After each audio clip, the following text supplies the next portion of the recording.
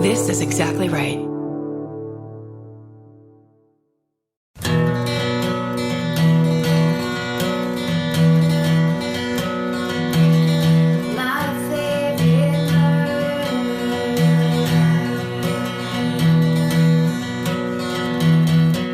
Hello. And welcome to My Favorite Murder. the Minisode. It's tiny. It's cute. You love it. You sent it to us. We're reading it. Do you want me to go first? Do you have a solid ending story? Sure. Okay. Always. Good. It's got to end on a high, sweet, kind, funny note, right? Yeah. Something. Okay. My father, the 16-year-old brothel rum runner. Hey, y'all. You asked for crazy job stories, and while I don't have one, my dad's high school job really takes the cake. My dad grew up in New Orleans. When he was 16 years old, he got a job with his next-door neighbor / best friend's family. This family owned a few bars on Bourbon Street and hired my dad to work at one of the bars. He and his best friend would go to work from 6 p.m. to 2 a.m. every weekend during the summers and most of the school year, too. This was Bourbon Street in the 1960s, just as raucous, but with a lot fewer rules. Exactly the place you want to send a 16-year-old to work.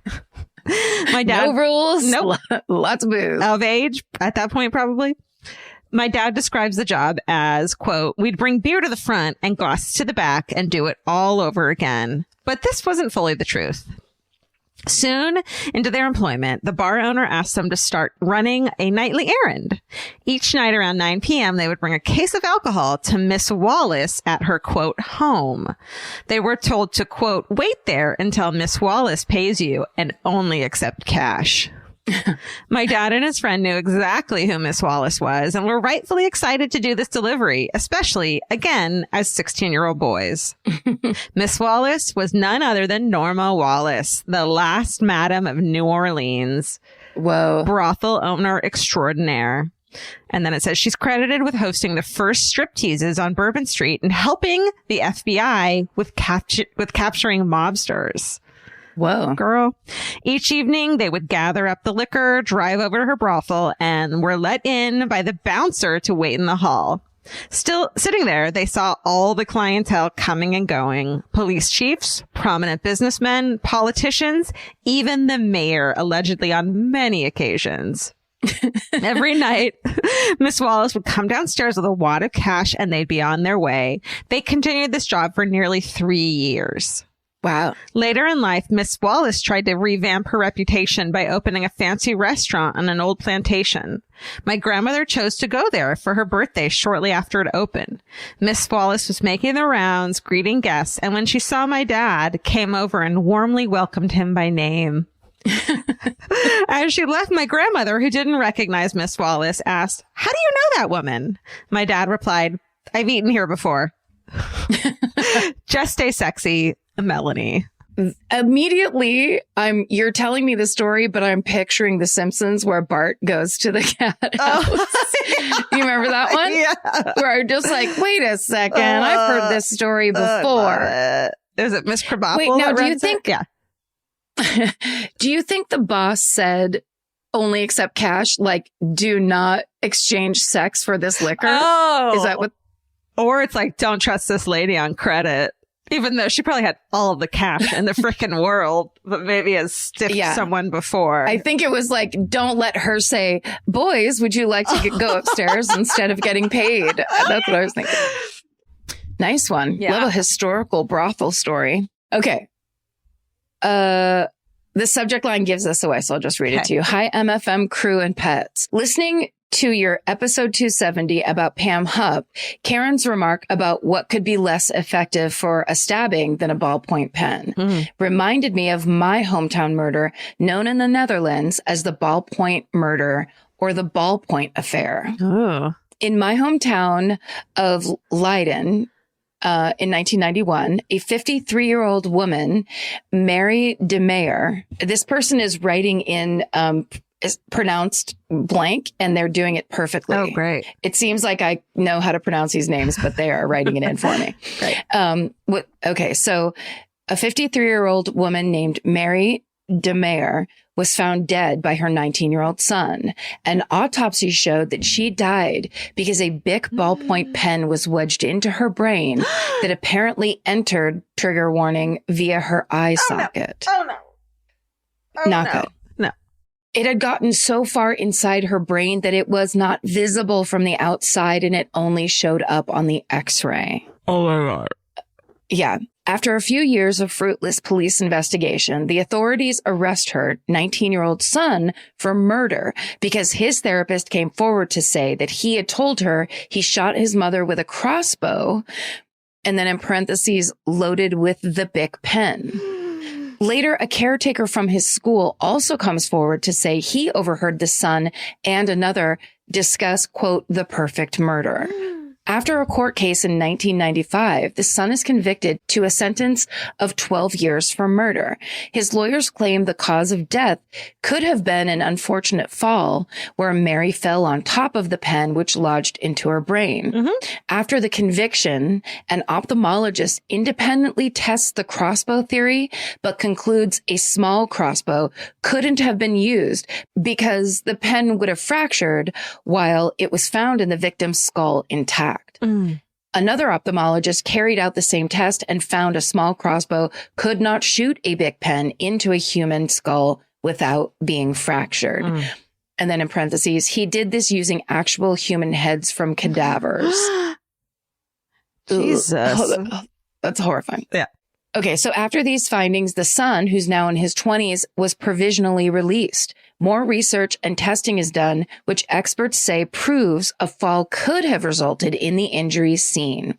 Apparently, there was a similar case where somebody fell and impaled themselves on a pencil, which also completely disappeared into the skull without breaking. Oh. And then in parentheses, I have a headache just thinking about it. I'm like plucking on my eyebrows right now, or eyelashes. This one is, I guess, the trigger warning should have come way at the beginning because this is such a specific, like, eye things are so specifically terrifying and awful. On appeal in 1996, the son was acquitted because of lack of evidence. When the therapist was called to the stand again on appeal, she claimed doctor-patient privilege. Not with that. Yeah, not before. All this is to say, in some cases, ballpoint pens can be deadly. Thanks for your great podcast. Your style partly inspired my own very niche war crimes and international justice podcast called Asymmetrical Haircuts. Yes. Truth in naming. I love it. Are you okay? Karen's losing it. What the fuck? That is so funny. It's so funny. That's the funniest name. It is. Sorry. So it's everyone go listen to Asymmetrical Haircuts. You know, sometimes I skim these so that they can be a surprise to me too. Yeah. And that part really surprised me. Stay sexy and don't fall on your ballpoint pen, Stephanie. I mean, that is horrific in so many ways. It really is. And it's also this thing that I think comes up in true crime stories a lot. And I think maybe now more because of modern forensics and stuff is this thing of look into the science of what happened to make sure that someone isn't going to jail because, like, in the worst case scenario, which is their mother died in a terrible accident and now they're going to jail. Yeah. I have that's totally crazy. Wow. Horrifying. Yeah, very. I have so many. This also reminds me. You what? I have so many thoughts on that and I can't keep them straight because I'm just so blown away. Because it's so creepy. Yeah. Well, can I tell you my thought? Please. Is that this reminds me in third grade, I'll never forget this because I witnessed it with my own eyes on the playground. It was after school. And for some reason, two of, I'd say the most popular boys at Wilson School, Jimmy Martin and Billy Bertolucci were standing on the playground, throwing a pencil back and forth at each other and like arcing it up into the air. And yes, and they were pretty far away from each other. They kept backing up and throwing it. It was a 70s, like, it was like a PSA of like, here's what you do not do, except for stuff like this is what happens in the 70s. Boys. And of course, and now I can't remember, in my mind, I remember that it happened to Billy Bertolucci. One of them threw it. Nope. The other one went to catch it, turned his head, and the pencil went into their ear. No! Yes. No. And the whole thing, I just remember standing there, I saw the whole thing happen. And it was just like, and in my mind, I kind of was just like, yeah, that was probably going to happen. Like, you're throwing a pencil at each other. Can we get listeners right in the dumbest thing you witnessed as a child of other children doing, your own children anonymously? You know, you don't have to out your kid. But just those things that are like, names. Well, what did you think was going to happen? Right. I have 2 stories of getting stitches in my face of like, what did you think was going to happen as a little kid? Wait, you got stitches in your face? Twice as a little kid. What? Yes. Where? One in my eyebrow. I have a little scar right here, and one in my chin from, believe it or not, the bottom of the kiddie pool at the local pool. Did you dive? I didn't dive. I rolled into the pool. I was like, this will be fun. I saw some, quote, teenagers doing it. They're probably like 12, rolling each other in. And then they left. And I was like, that looks cool. Clonked my fucking chin, bleeding into the water, which was always shark bait. Gross. And then had to be restrained. I remember it, to get stitches because I was losing my mind. My mom was holding my hand the whole time. It was just like traumatic. Because it hurt so bad? I mean, because it's like you're in a hospital with someone coming at you with fucking sewing utensils and and you're like, bitch, no, I don't care how much my chin is bleeding. I mean, when I got my ears pierced, I wanted them so bad. When I was like 4, I begged, and I watched my sister do it, and the like pharmacy was where it was at. I got one done, and they went to do the other one, and I ran out screaming. I was like a 4-year-old. I was like, no, maybe I saw her do it. They went to do it on me halfway through. Ran out screaming. And then body piercing started happening, and I was fine with it somehow. All right. That was next. That was okay. All right. This one's called I Might Be on the No-Fly List. Hello, et al. I'm listening to your latest episode about mace, and I thought I'd like to share with you my own mace story. In 2006 or so, I was fresh out of college and moved to the mountains of Colorado to have a year of fun. The year turned into 8, but I don't regret a second of it. My story starts with a typical day of work as a bellman/valet at a very large hotel in Snowmass Village, Colorado, Aspen specifically. While working, I was in the back doing a, quote, key audit of all the valet keys, making sure they had tags, were on the appropriate peg, were marked correctly, and so forth.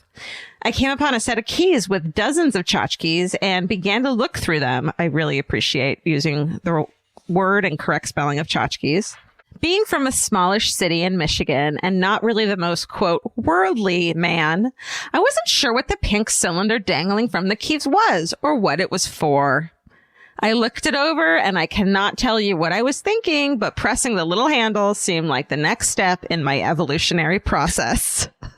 Soon, a spray came flowing forth and my eyes began to water. I put the keys back upon the pegboard and closed the door behind me as I walked out of the back office to get some fresh mountain air. Another eye story. Yeah. As I stood in our valet circle, I noticed people beginning to walk out of the double doors from our lobby. I saw my services manager ushering people out, but I was still oblivious to what was happening. You see, the funny thing about our back office in our valet area was that the air handler for the entire lobby sat in the corner. When I closed the door behind me, I thought that was the end of the story. But the air handler had started to suck in all the fumes and was literally airing my mistake to the entire space. This is the post office fart story all over again. With mace. Now, I'm usually a very honest man, but once the fire department showed up, I wasn't about to say anything.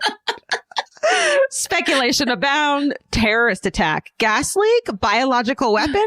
Nope. Just a dumbass 23-year-old who'd never seen a can of mace. Stay sexy and don't press the button just because it's a button. Corey.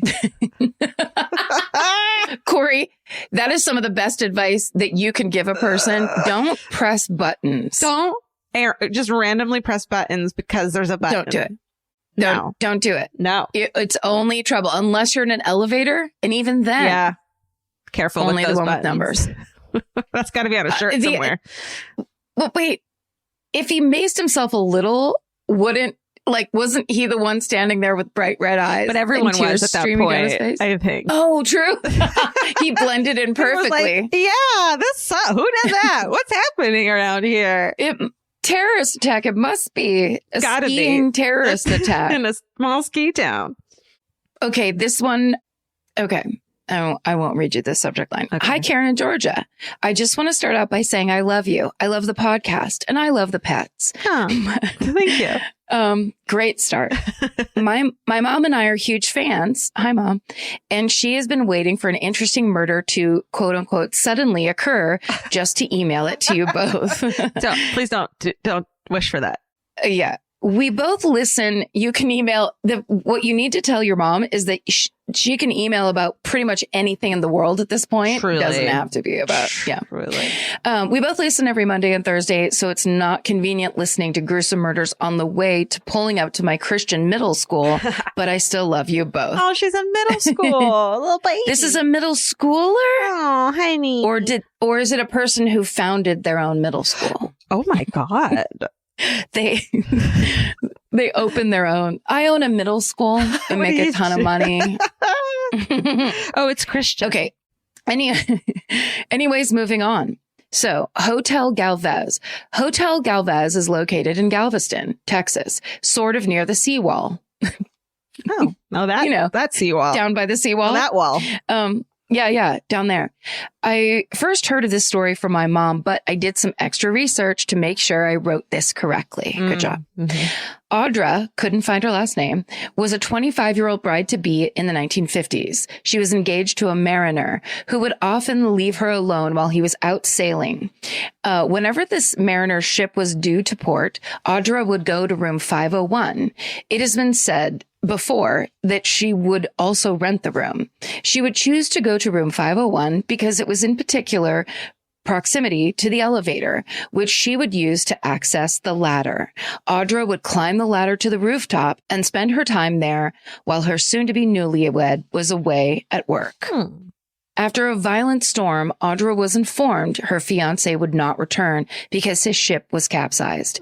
Overcome with fear, despair, and heartbreak, Audra hung herself on the hotel's west turret. To make matters worse, a couple of days later, Audra's fiancé returned. He had somehow survived the storm and was eager to see his beautiful wife. Oh.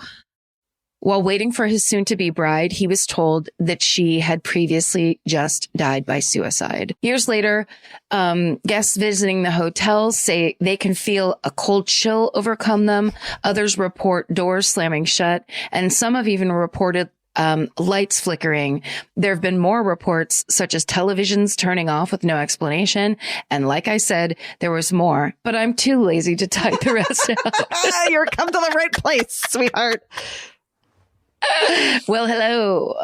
So that was the story of the infamous Hotel Galvez. So while it wasn't a vicious murder, I still thought it was a pretty interesting story. Mm-hmm. Thank you for taking the time to make the best podcast I've heard. And thank you for being so close to your fans. Oh, I hope you found this somewhat interesting. And I really hope you guys haven't read this story before, because sometimes my mom listens without me. Oh my God. Rude. How do you expect that is to raise unforgivable. A child of merit? How dare.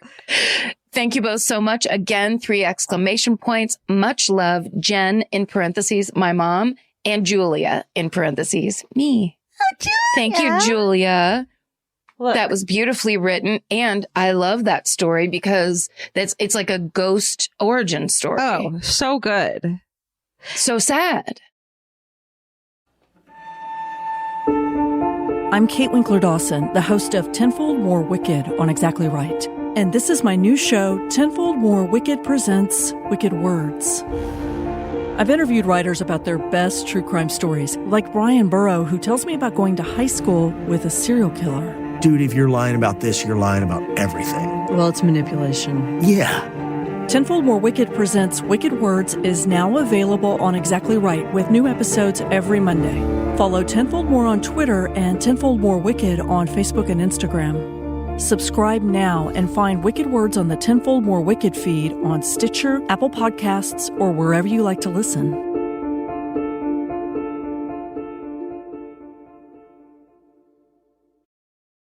Here's my last one. And they said murder would be the worst outcome, is the name of it. And they said murder would be the worst outcome. That's how I was supposed to say it. Yeah, I got it. It starts, Karen in Georgia. I apparently live under a rock, and that rock is called Central Illinois. This one's really sweet, actually. I love this one. It took to being held prisoner in my own home, aka quarantining, to start listening to your podcast, and now I am obsessed, it says, but not in a creepy, obsessed kind of way. Small backstory on myself. I have grown up in and still live in a small and very conservative hometown. I have known since childhood that I wasn't attracted to men, but coming to terms with knowing you're a gay in any incredibly religious town also comes along with feelings and fear and disappointment in yourself. Oh. I myself have always believed in and still believe in a higher power, but it took this experience to come along for me to be like, okay, those you love the most in this world need to know the real you. And it reminds me of Fortune Feimster's beautiful stand-up special. What's it called? Sweet and Salty. Sweet and Salty. And just her journey and story is so inspiring, and I think everyone needs to listen to it. Don't read it, nice as plug. I was going to say. Nice plug. She'll enjoy that. I love her.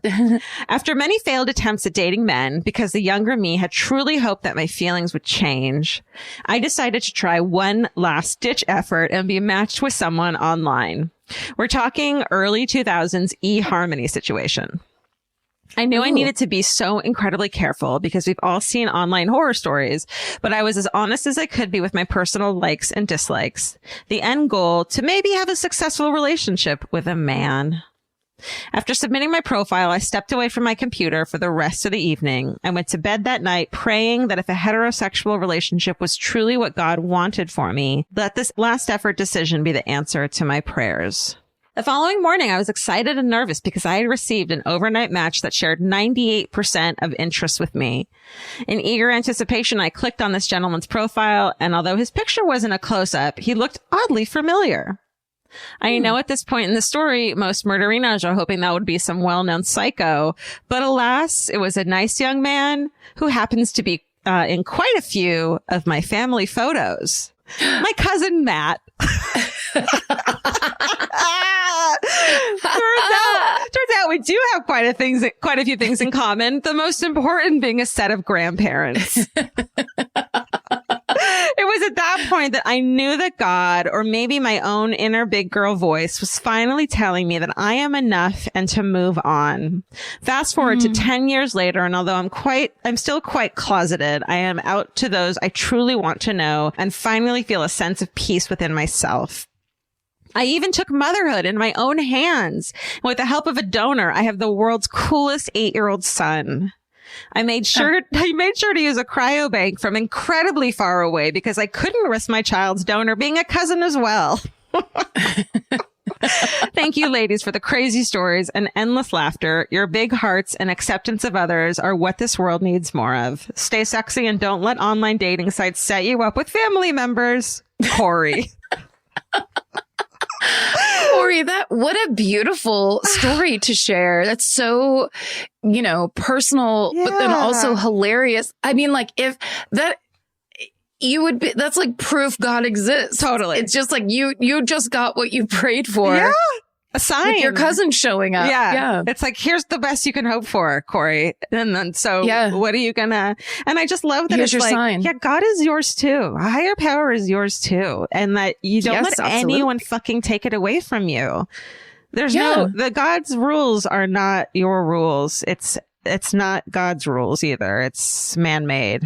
Also, it's just so, I wonder if Corey is, older, because I just feel like it's when people like you, Central Illinois, or you live in a small town, or you live in a ultra conservative area or something like that, you get served up this idea of what you have to do based on what your family believes, what what school you go to or whatever. And that idea that it's what's inside you. It's what you know to be true is what matters the most.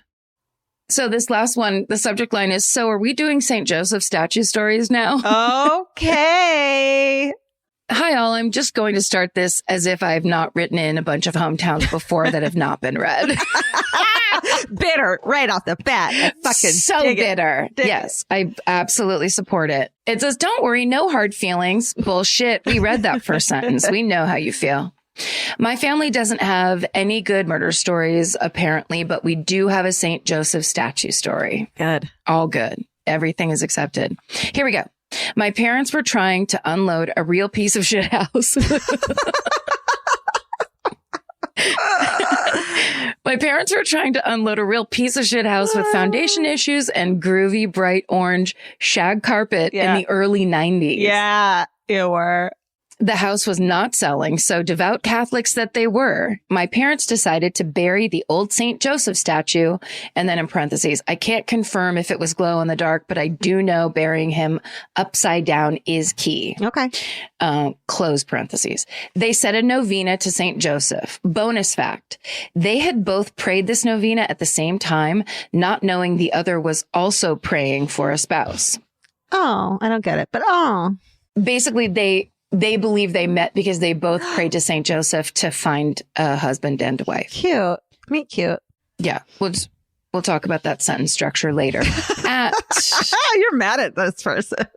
At the end of the novena, they started. Oh, sorry. Here's the rest of the story. Okay. At the end of the novena, they started dating and quickly were engaged. Well, just like their relationship, St. Joe pulled through because at the end of 9 days, a kooky, almost unearthly lady showed up offering to buy the house in cash. Wow. My parents couldn't believe it, but they were scheduled to move into our new house in a couple days and they didn't ask questions. Yeah. They kept in touch with their old neighbor who told them that the lady never moved in. What? But had turned it into a bird and animal sanctuary. Oh, dream life. What's up? Was she an angel? Was she just a crazy lady? As far as our family concerned, she was both. Stay sexy and pray to St. Joseph. Oh, I was hoping for a whole rundown of her wardrobe and her lawn care tricks and tips. She was just dressed like a bird. She was just in a big bird costume. I'm wearing her shirt. I have Blanche from Golden Girls colorful shirt on, and I feel it's a grandma's shirt for sure. It probably came with pants that matched, with elastic waist. Because it has a sizable collar, and so I'm seeing some bell bottoms that went with that in the same material. Yeah, so I feel stuff. like kindred spirits. Wow, that was great. Nice batch, everybody. That was a great batch. You guys are knocking it out of the GD park. Yeah. Yeah. Thank you for your participation. If you want to hear one more from each of us, go to the fan cult. We're now reading fan cult only sent in hometowns, one extra every week. And it's called the Mini. That's right. And there's videos. You can believe that. And there's a forum and there's all kinds of places to just get extra content. Yeah. Don't you love content? Content creators. It's what we are. High five, content creator. That's right. All right. Well, stay sexy. And don't get murdered. Goodbye. Elvis, do you want a cookie?